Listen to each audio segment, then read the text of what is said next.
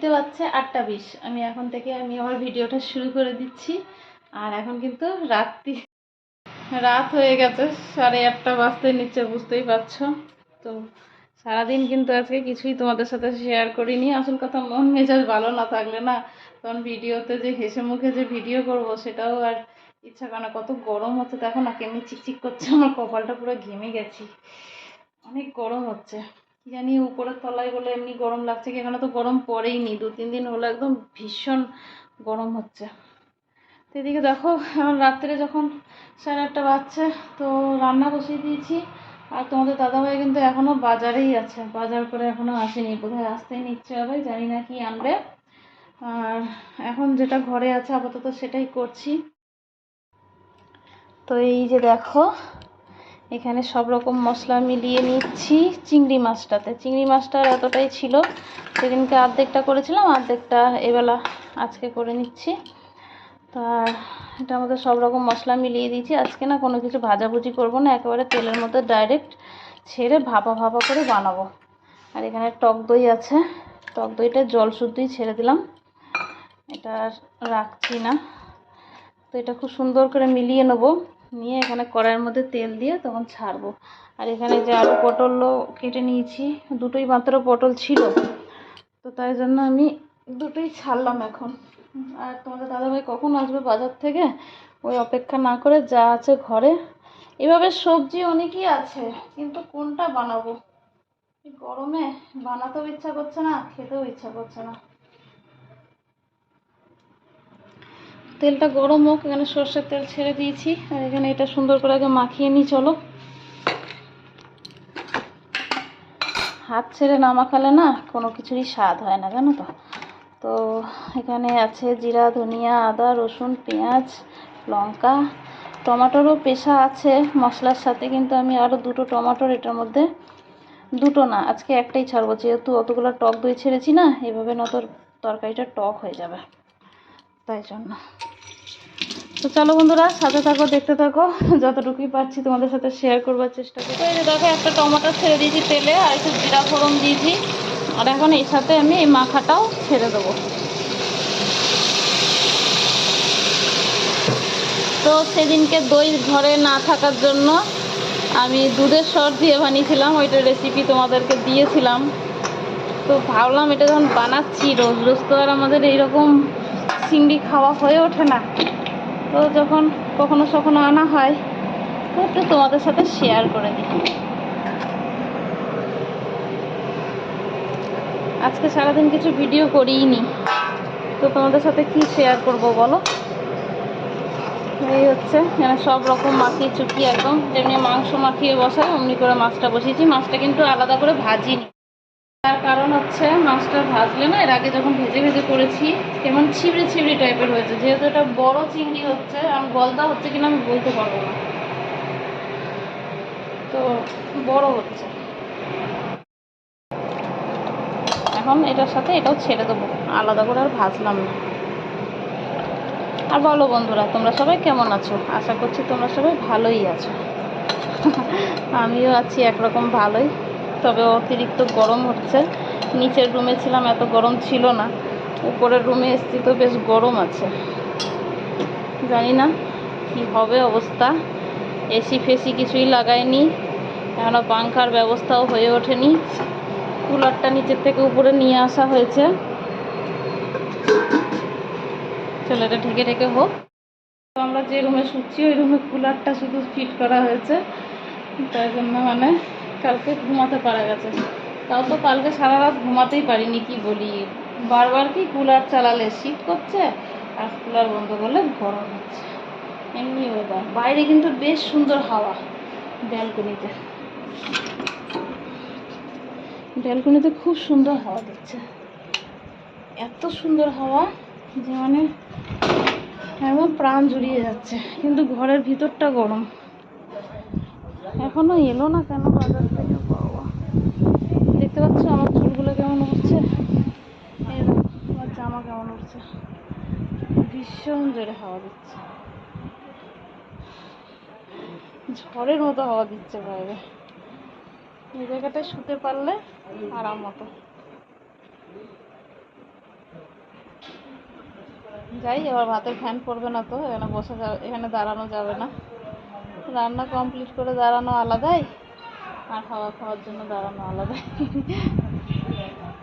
খুব আরাম, বাইরেটা খুব সুন্দর হাওয়া দিচ্ছে। ছাদে তো দাঁড়ানো যাচ্ছে না, এত ধম ধম করে মানে আওয়াজ হচ্ছে দরজাগুলো। দরজা খুললেই মানে ঢাম ঢাম করছে। জায়গায় জায়গায় সব লোহার দরজা লাগিয়ে রেখেছে, তাই জন্য।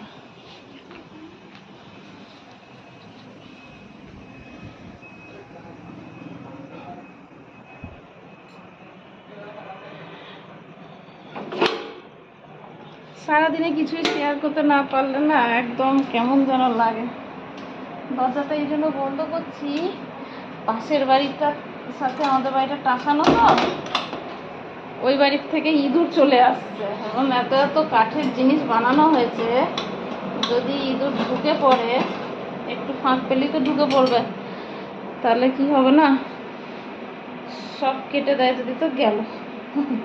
তাই জন্য বহুত সাবধানিতে করা হচ্ছে। দেখো ভাতের ফ্যান করে একাকার, একটুখানি বাইরে গেছি, কারণ আর কি করবো, সলাদ বানিয়ে রেখেছি। এই যে দেখো, দেখি কি নিয়ে আসে, নত তো লাউটাও অনেক কিছু আছে বাজার ঘরে। আমি তো বাজার আনতেই না করেছি, বলছিল আলু পেঁয়াজ আনতে যাই, আর ওখানে বাবা মাকে মুড়ি চিড়ে ওগুলো এনে দিতে আছে। কি কি ফুরিয়ে গেছে ওখানে, কি কি বারণ তো ওখানে ফুরিয়ে গেছে বলতে নেই, তো ওগুলাই নিয়ে আসবে বলছিল। সবজি আনবো না, তাও বলে দিলাম বাবার পটলটা বারণ তো, বাবা তো ওর পটলটাই বেশি খায়, এটা ওটা সবজি অনেক জিনিস বাবার খাওয়া বারণ। তাই জন্য বললাম পটলটা নিয়ে এসো। আর ছেলেগুলো দেখছি আজকাল ফুলকপিটা খুব খাচ্ছে, ভালো আসছে, তাহলে একটু ফুলকপি নিয়ে আসো সবজির মধ্যে, আর কিছু না আনলেও হবে। তো তোমাদের দাদা হয়তো এমনি হচ্ছে, বাজারে যায় যদি না, মনে হয় পুরাটাই উঠিয়ে নিয়ে চলে আসি, এমনিভাবে বাজার করে। দেখি কি আনে না আনে। আমার একটা তরকারি হয়ে থাকলে অন্যটা বানাতে সময় লাগবে না। আর এখন রুটির ময়দা মেখে আবার রুটিটাও বানিয়ে নিই। কাজের শেষ নেই গো, কাজের শেষ নেই।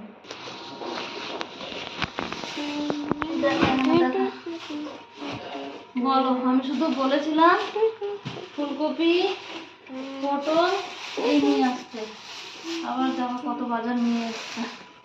আমি এগুলো ফ্রিজে কোন জায়গায় রাখবো, আমার তো ফ্রিজে রাখার জায়গাই নেই। বাঁধাকপি বলেছিলাম এনোই না, এনেছে। দেখো সিম দেখো কত, এই যে আগের কুমড়ো শেষ হলোই না, আবার গোটা কুমড়ো।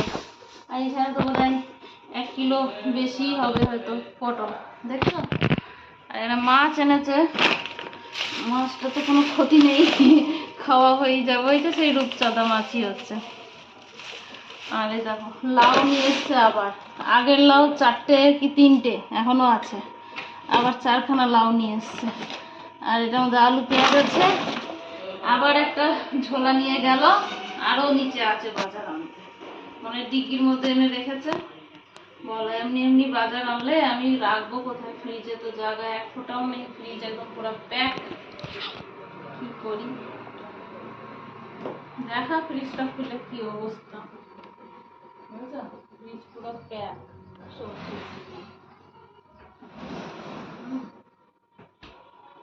কি জ্বালা না, তখন আমার জন্য 2টো পটল ছিল, তখন ছেড়ে দিলাম। মাছটা আস্তে আস্তে হচ্ছে, হোক, আমি আস্তে আস্তে কাজগুলো তো চিংড়ি মাছ দিয়ে করেছি না, চিংড়ি মাছ, চিংড়ি অবশ্য মাছ না, জলের পোকা। চলো আগে এগুলো ঠিকঠাক করে রাখি। তো বাজারের সবজিগুলো সব ঠিকঠাক করে রেখে এখন আবার দেখো মাছটা কাটতে বসে গেছি। এটা কেটে ধুয়ে একেবারে লবণ হলুদ মাখিয়ে ফ্রিজে ঢুকাই দেবো। আর আজকে এই মাছটা হবে না, যেহেতু চিংড়ি মাছটা করে ফেলেছি। তো চলো করে ফেলি তাড়াতাড়ি বাকি কাজগুলো।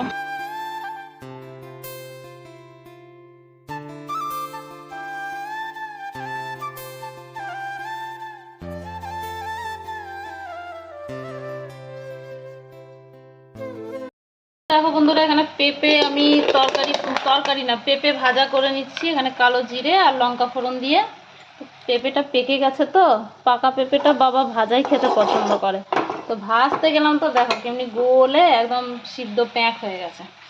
আর এখানে বাবার জন্য আমি চালতার চাটনি বানিয়ে রেখে দিয়েছি, রোজ অল্প অল্প দিই, মাঝে মাঝে গরম করি, একেবারে 2-3টে চালতা বানিয়ে রেখেছি, এখনও 3টে চালতা আছে, ওটা বানিয়ে রাখতে হবে না তো নষ্ট হয়ে যাবে। আর এখানে যে দেখো সালাদ, আজকের খাবারের মেনু তোমাদের দেখাচ্ছি। আর এই যে দেখো চিংড়ি আলু পটল দিয়ে এমনি করে একদম কষা কষা রসা রসা। আর রুটি হয়ে গেছে, এর নিচে ভাত আছে, আর এই যে দেখো এখানে ডাল। তো এই হচ্ছে আজকের আমার ব্লগ ভিডিও। তো চলো বন্ধুরা, আজকে শুধু এই রান্নাটুকুই তোমাদের সাথে শেয়ার করলাম, আর কিছুই করলাম না। দুনিয়ার বাজার নিয়ে এসছে তোমাদের, সেটাও দেখালাম। আর কি বলি, অত্যাধিক গরম করছে, বাইরে গেলে তো হাওয়া আছে, ভিতরে তো হাওয়া এক ফোঁটাও নেই। তো যাই হোক, চলো তোমাদের ওখানে কেমন গরম পড়েছে জানিও। তো চলো বন্ধুরা, ভিডিওটা এখানে শেষ করে দিচ্ছি।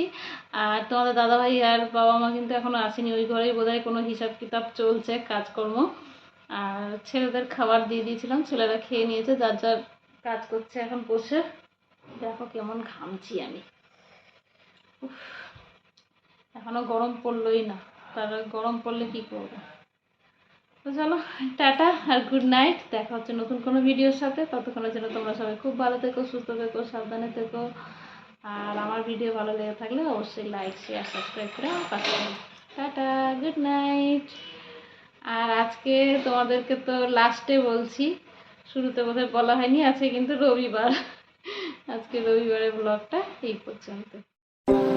ঘড়িতে বাজছে দেখো প্রায় 11টা, এই সময় এখনো আমার রান্না চলছে। লাস্টে এখন এই যে একটু করলা ভাজা করে নিলাম, বাবা মা তোমাদের দাদা ভাই অনেক রাত করে এসছে, তো এখন সকলকে খাবার দিয়ে দিই। চলো, আর এখানেই শেষ করে দিলাম আমার